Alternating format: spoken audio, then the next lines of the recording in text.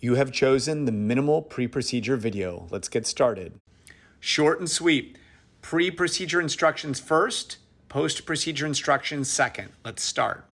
You should have already printed out all of these handouts. If you haven't, then hit pause and do it right now. You're going to want to look at them while we walk through it. We're going to move pretty quickly. So we've got what you're going to accomplish 5 days before the procedure, 2 days before the procedure, the day of the procedure, okay? We also have our shopping list here, which I'm going to reference. We've got nothing to fear. Oral sedation is here, talking about what it'll be like the day of the procedure and how we get you so comfortable. So by 5 days before the procedure, well, hopefully you have stopped anything that thins your blood. You will have picked up all of your medications as listed here. You will have taken your shopping list with you when you went to pick up the prescriptions, and you will have also purchased any of the rest of the items on this list. We have pictures down here to kind of assist. You will have a caretaker identified. We need to know who they are and their telephone number. And just for you to, when you're asking them, you can either go to their house and stay in their house overnight on a recliner, or they could be at your house. And hopefully there will be very little for them to do. However, we absolutely must have someone to supervise you while you're under the influence of the medications. 2 days before, okay, so you're going to be starting your antibiotic. You start your nasal irrigation bottle. You'll be preparing your cotton balls, which is explained down here in this shopping list. Right below it is the cotton balls. You have to have completed that 2 days out, and we need that contact person. So when you call us 2 days before, because we want you to confirm your time, because if we've had to adjust it, you need to know that. Otherwise, you'll show up either too early or too late. So call us 2 days in advance between 9 and 4. Tell us who that your a care person will be and what their telephone number will be, so that we can know who they are and put that into the system. The day of the procedure. So go and eat breakfast or lunch. Just make sure it's light. Take it easy on the caffeine. We don't want you to get a caffeine withdrawal headache, but we don't want you to be amped up. We want you to be relaxed. You need to gargle Listerine and brush your teeth to get that bacterial load in your mouth and your throat down. Otherwise, you'll get infected during the recovery process. We want you to irrigate your nose to get the bacterial load in your nose down, so that you'll heal quickly. Take the medications as they've been prescribed 2 hours before your arrival time. Okay, and bring the medications with you, the paperwork with you, your prepared cotton balls. Put a cotton ball on either side of your nose so we can make sure you know how to do it correctly.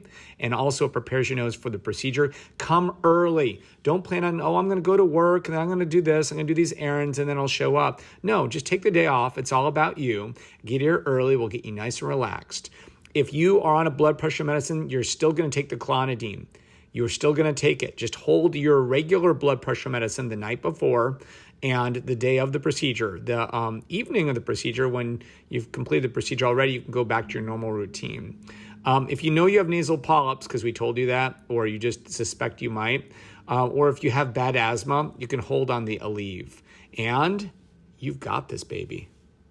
The last two handouts in preparation for your procedure is nothing to fear. Oral sedation is here, talks to you, describes how you're going to feel and occasional side effects that can occur from this. But remember, no IV, no anesthesiologist, no bill for $2,000+ for anesthesia. You're just going to sleep like a baby. And then if you want the best, you need to be the best, okay? So these are the responsibilities of a patient. If you do this, you're going to get the best. Responsibilities of the caregiver.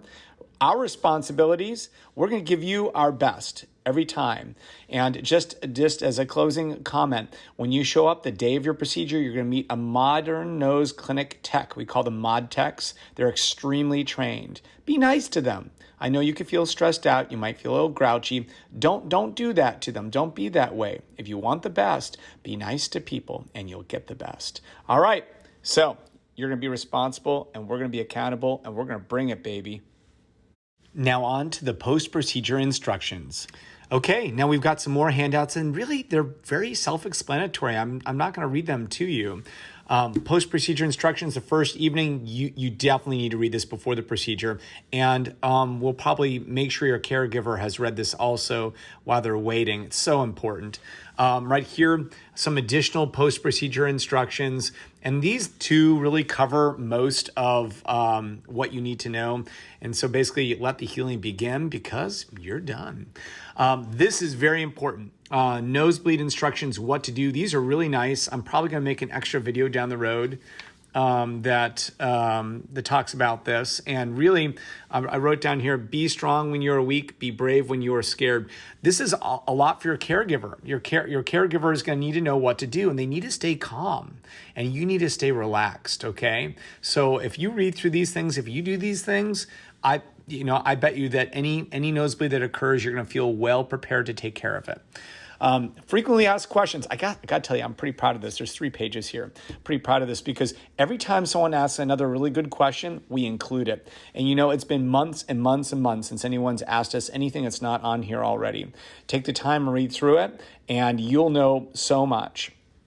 How's my nose healing? This is another one that I think I'm going to make a special video for. There's some people who really want to know everything. And for those people, we'll keep giving you extra video content so I can go into greater detail. We got 2 different goals here. We want to deliver physiologic nasal airflow, which means we want air to flow through your nose correctly and smoothly. There should be some resistance to filter things out, but it should be moving through your nose smoothly. And that's what we accomplish this almost every time.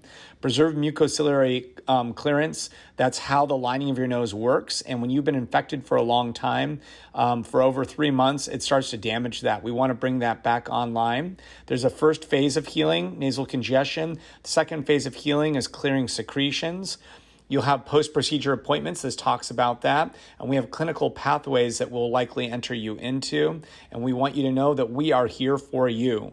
No one should ever say, oh, you just did the procedure and turned your back on me. That's just not true. We are always here. The consent, well, consent's got a lot of medical mumbo jumbo on it. And this top part basically says that you're kind of giving us permission to try to do the right thing for you. So at the time of the procedure, we're going to know more than we did before your procedure. We will be doing nasal endoscopy and really spending quite a bit of time looking at details that we did not have that information before. And so we may decide we have to do something extra for you. When we do extra things for you, we don't charge you extra for that. We're just doing it because we want you to have the best. So this part of the consent basically says that you're going to give us the discretion to perhaps do more.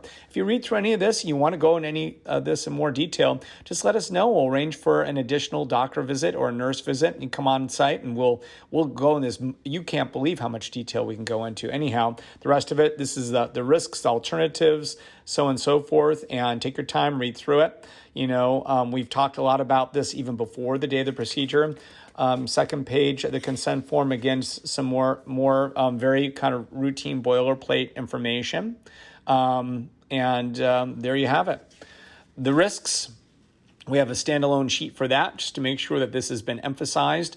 And I should tell you that we're very proud about the risk profile of this procedure because it's not a surgery in the OR. And these are the risks for surgeries in the OR. And we're just going to say, since we're doing similar kind of things, that we'll just put them all down there. But the main thing on this that we're most worried about is bleeding. And that's why we have these handouts on what to do about a nosebleed. And that's why we had you stopping your aspirin back there. And that's why we have you on clonidine and blood pressure medications for the day of the procedure. And that's why we want you to be nice and relaxed. We want you to be sleeping like a baby, because we want it to be peaceful and have no bleeding. But by all means, you have any other questions about any of these, again, we can arrange for you to come on site and talk face-to-face with a provider, or you could do a virtual appointment. But again, it's a very safe procedure. We want to try to reassure you. Well, and that is it. You've completed the video. The next step will be that we want you to go on, and there's a link below.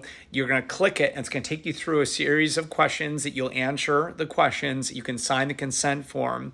You could make any payments electronically too, and save you from coming in to make the payments on site. And certainly you can call if you have any questions. And it's interesting, for the majority of people, they found this process to be perfectly adequate. We will contact you, let you know that your prescriptions have been sent in. So hopefully that'll be the case for you. But if you want more, we're going to give you more. All right, Dr. Douglas Scarrotta, Modern Nose Clinic. And oh yeah, did I say we know your nose?